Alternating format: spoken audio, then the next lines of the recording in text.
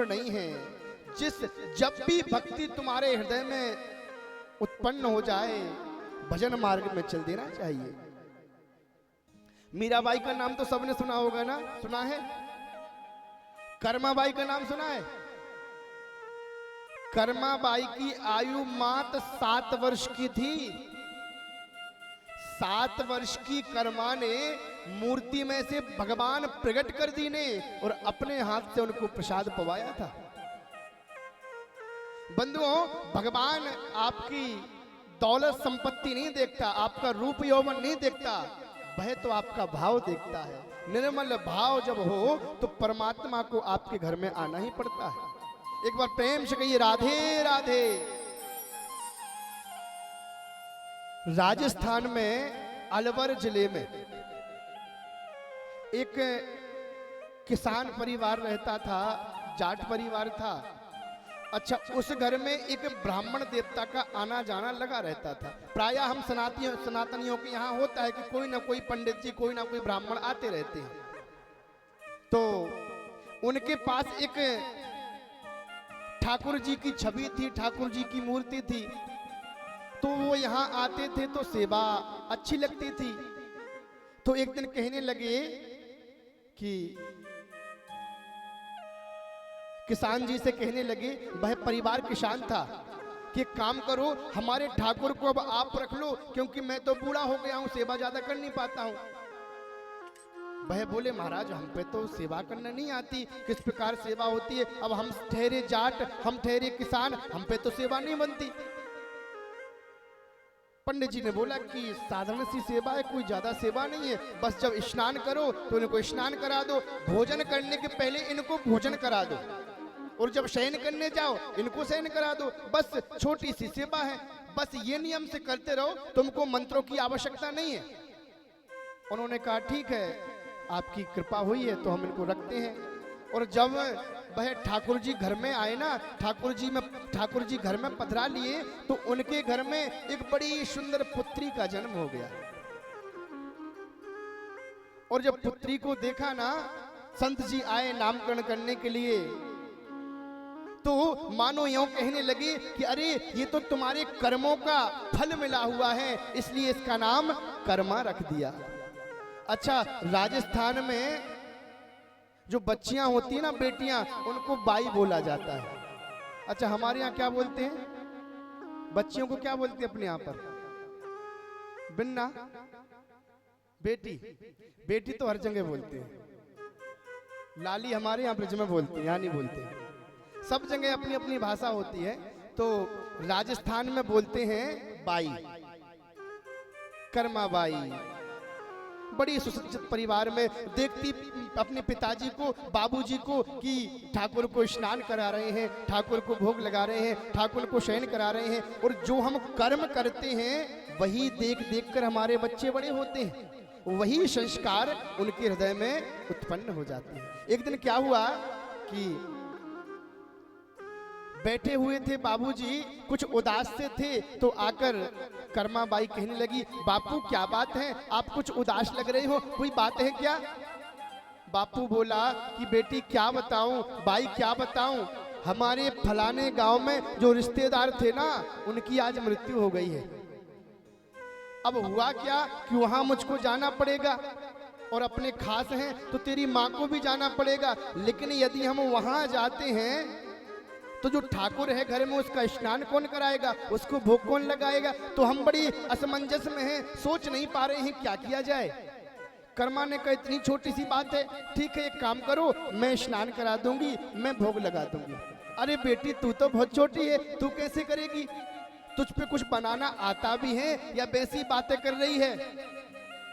कर्मा बोली नहीं नहीं बापू, मैं माँ के साथ रसोई में जाती हूँ, देखती रहती हूँ माँ किस प्रकार प्रसाद बना रही है, किस प्रकार भोजन बना रही है, मुझको भी भोजन बनाने कुछ कुछ आने लगा है। और बापू आज की तो बात है, कल तो आप आ जाओगे, तो आके कल सेवा कर लेना। बेटी देख ले, तू कर तो लेगी ना? हाँ बापू मुझ पे विश्वास रखो। ठीक है बेटी, तेरे कहने पर हम जा रहे हैं। ठीक है भाई, तेरे कहने पर हम जा रहे हैं। और सुन, जल्दी भोग लगा देना और तू भी पा लेना। शाम को हो सका तो हम रात्रि में ही आ जाएंगे, वरना सुबह तो हम आ ही जाएंगे।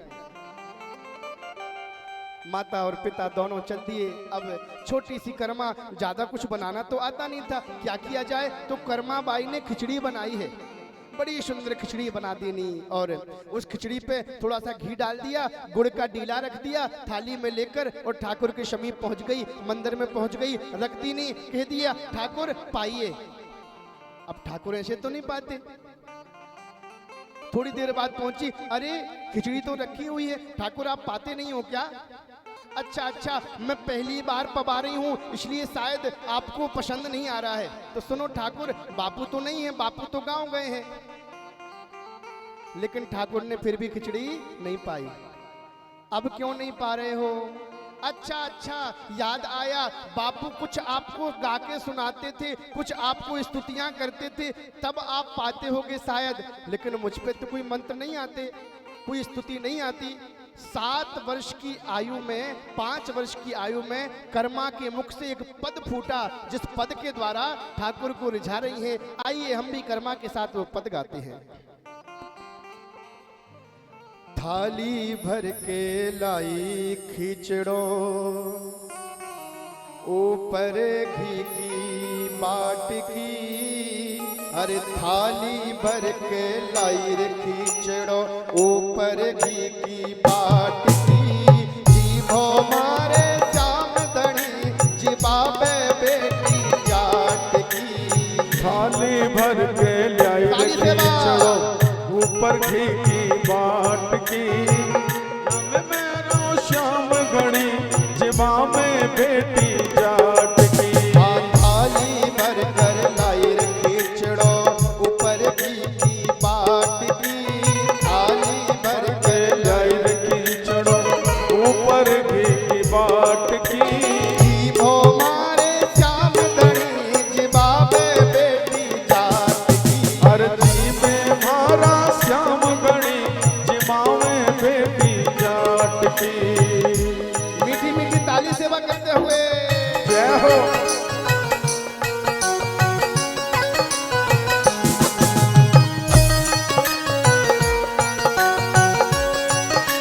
हरी।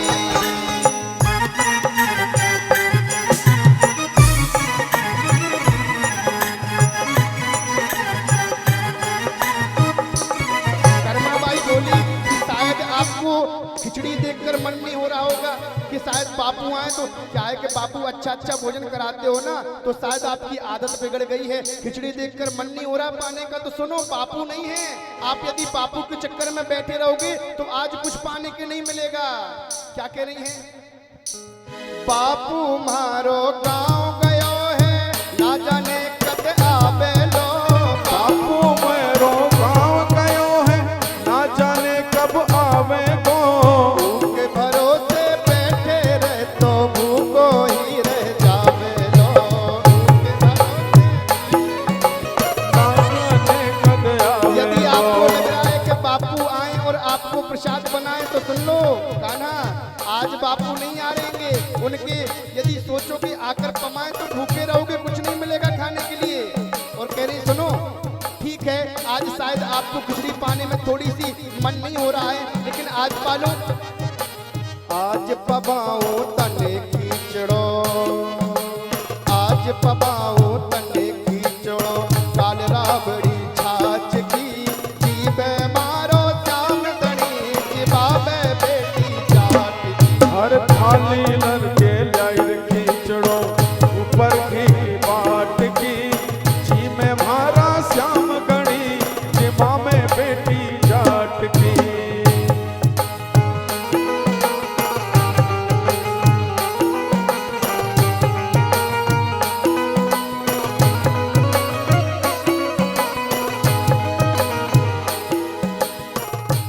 जब जाकर देखा कि प्रसाद तो अभी भी जैसा रखा वैसे ही रखा था। अब छोटी सी कर्मा को क्रोध आ गया, क्यों नहीं पा रहे हो? मैंने बापू से कह दिया है आप जाओ मैं सेवा कर दूंगी, बापू से डांट पड़वाना चाहते हो क्या मुझको? सुनो, बापू आएंगे, बापू मुझको डांट लगाएंगे, और यदि बापू ने मुझको डांट लगाई ना तो फिर मैं आपको भी डांट लगाऊंगी। कोई बात है तो बताओ। मूर्ति से बात कर रही है कर्मा बाई। अच्छा, पर्दा लगाते थे, मैं शायद पर्दा लगाना भूल गई, लेकिन पर्दा तो बहुत ऊपर है, मेरा हाथ तो नहीं जाता, क्या किया जाए। बार बार मंदिर में जुड़ती, बार बार पट खोलती, बार बार मंदिर में जुड़ती, बार बार पट खोलती, बार बार मंदिर में जुड़ती, बार बार पट खोलती, बार बार मंदिर में जुड़ती, बार बार पट खोलती।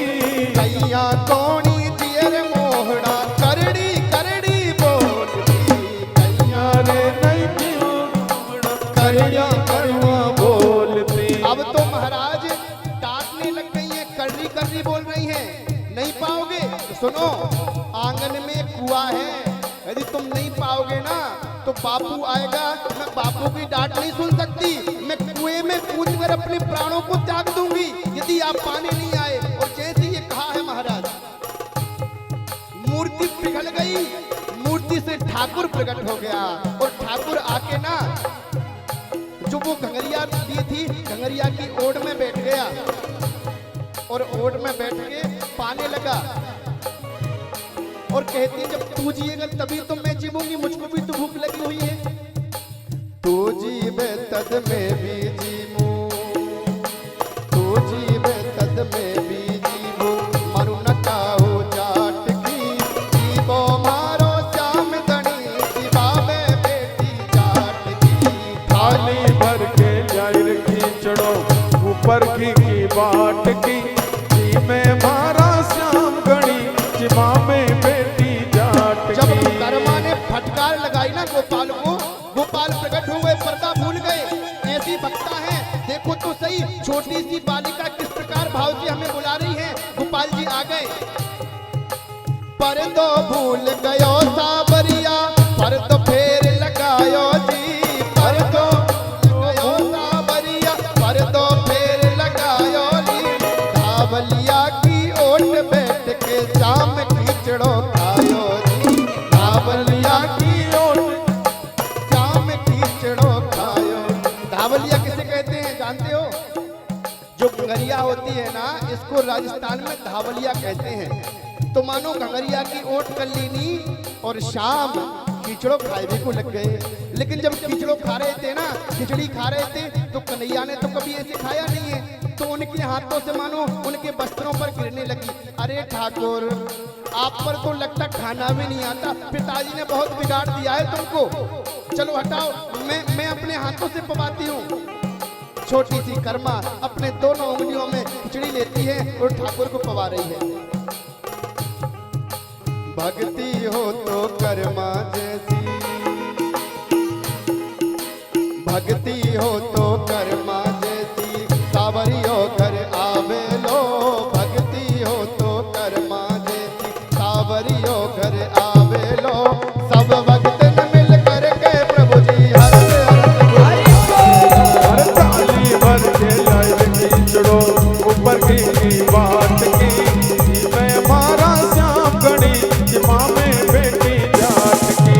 थाली भर कर जाहिर खींचड़ो ऊपर की बाट की, जीव मारो श्याम धनी, जीवावे बेटी जाट की। हर थाली भर के जाहिर खींचड़ो ऊपर की बाट की, जी में मारा श्याम गणी, जिमा में बेटी जाट की। और प्रसाद पवा रही है हाथों से, और जब हाथों से प्रसाद पवाने लगी ना तो ठाकुर भी कहने लगा, भाई आपने कुछ पाया?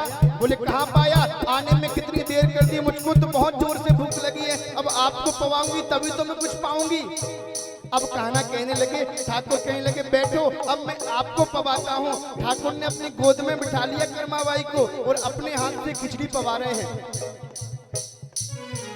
साचो प्रेम प्रभु से हो तो, साचो प्रेम प्रभु से हो तो, मूरत बोले काट की, साचो प्रेम प्रभु से हो तो, मूरत बोले काट की, जीवो मारे श्याम धनी,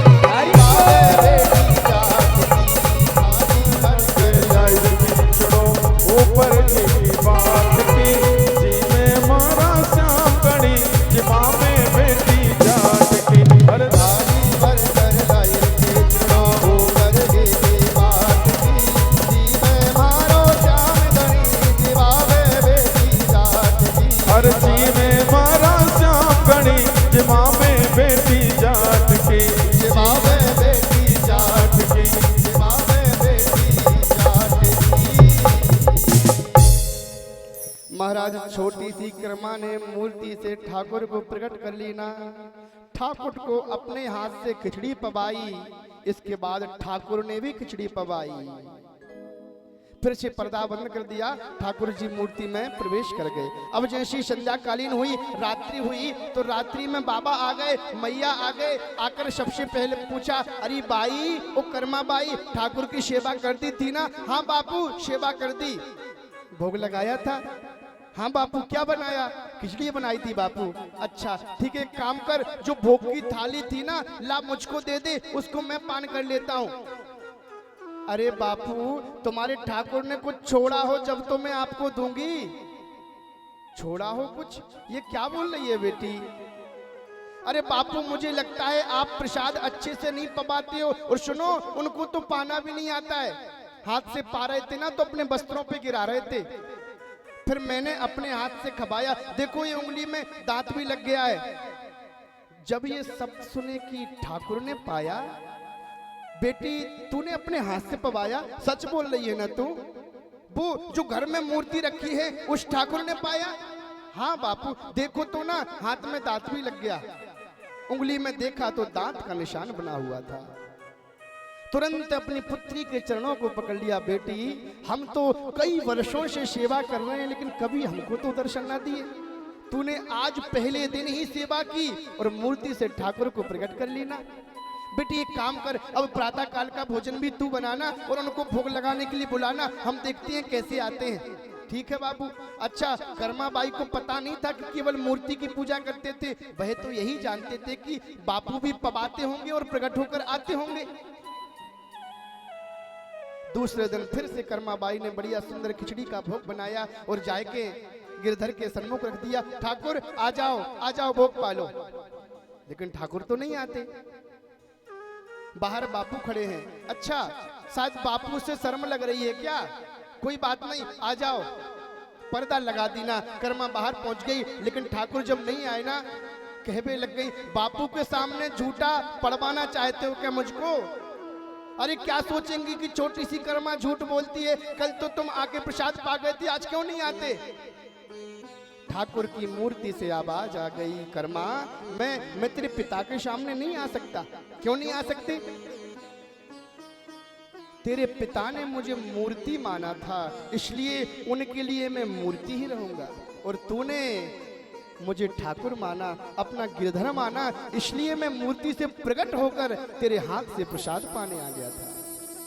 जैसे ये शब्द बापू के कानों में पड़े, आ गए, कर्मा के चरणों को पकड़ लिया, बेटी बिल्कुल मुझ पे अपराध हो गया, मैंने मूर्ति ही माना, मैंने इनको साक्षात ठाकुर न माना। यदि ठाकुर माना होता तो ये मेरे हाथ से भी प्रसाद पाते। बंधुओं, छोटी सी कर्मा उसी समय से ठाकुर के प्रेम में रंग गई। लेकिन बंधुओं ध्यान रखिएगा, जो भक्ति मार्ग में होता है ना, उसके जीवन में कष्ट भी बहुत आते हैं। आपने प्रायः देखा होगा, जो भक्ति करेगा उसके जीवन में कष्ट अवश्य आएंगे। 11 साल की आयु में अलवर में एक रिश्ता आया, विवाह हुआ, पति का नाम हुआ लिखिया राम, लेकिन 1 वर्ष बाद पति का प्राणांत हो गया। बंधुओं, 12 वर्ष की आयु में कर्मा बाई विधवा हो गई, और यहाँ जो माता पिता थे वह भी समाप्त हो गए।